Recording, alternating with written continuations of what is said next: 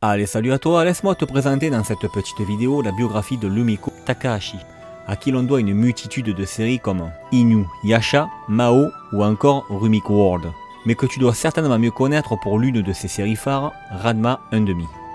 Née en 1957 à Niigata, elle propose au lycée son premier manga à un magazine. Son dessin s'inspire de celui de Ryoichi Ikegami, qui est un dessinateur de manga.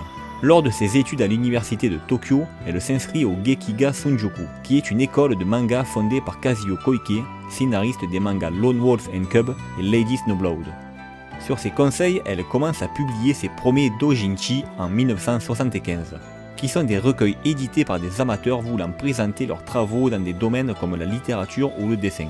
Koike incite ses élèves à créer des personnages intéressants et bien pensés, et son influence aura un fort impact sur le travail de Takahashi.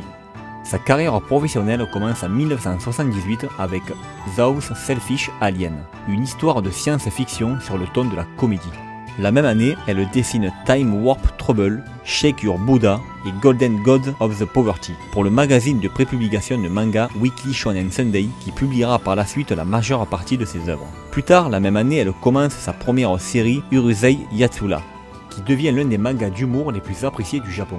Mais les chapitres sont publiés de manière sporadique car la dessinatrice a des difficultés à respecter les délais imposés par une publication hebdomadaire. En 1980, Takahashi a trouvé son créneau et parvient à publier Urusei Yatsura régulièrement.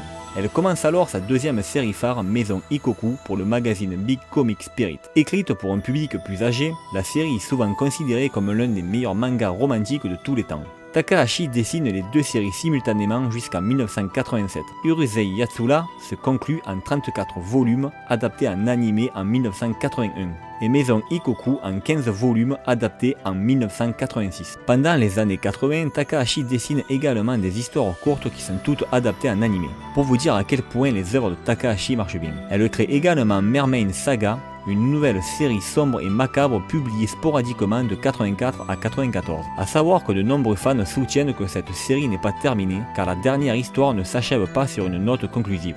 Elle sera adaptée en 2 OAV en 91 et 93 et un animé en 2003. One Pound Gospel est une autre série publiée de façon erratique puis abandonnée. Sa prépublication débute en 87 dans le Weekly Young Sunday et s'arrête en 2001.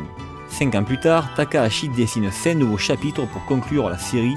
Un OAV sort en 88 puis un drama en 2009. En 1987, Takahashi commence sa troisième série que vous devez certainement connaître, Ranma 1/2. Ce récit est publié dans le Weekly Shonen Sunday, racontant les aventures d'un jeune adolescent champion d'arts martiaux qui, après tomber dans une source maléfique, se transforme en fille au contact de l'eau froide et redevient garçon avec de l'eau chaude. Takahashi poursuit cette série pendant presque 10 ans, se terminant en 96 à son 38e volume avec une adaptation animée qui débute en 89. Pendant la deuxième moitié des années 90, Takahashi continue ses histoires courtes et commence sa 4e œuvre majeure, Inuyasha, publiée elle aussi dans le Weekly Shonen Sunday de 96 à 2008. Alors que ses précédents mangas sont solidement ancrés dans le genre comédie romantique, Inuyasha se rapproche plus de la sombre Mermaid Saga et reste le travail le plus électique à ce jour de la dessinatrice, mélangeant une multitude de genres. Inuyasha comporte au total 558 chapitres répartis en 56 volumes, ce qui en fait son plus long manga qui fut adapté en 2 animés et 4 films d'animation ainsi qu'un OAV. Et voilà, cette petite vidéo touche à sa fin, j'espère que tu en auras appris davantage sur le monde du manga. N'hésite pas à lâcher un petit commentaire si ça t'a plu ou non, et sur ce, je te dis à bientôt.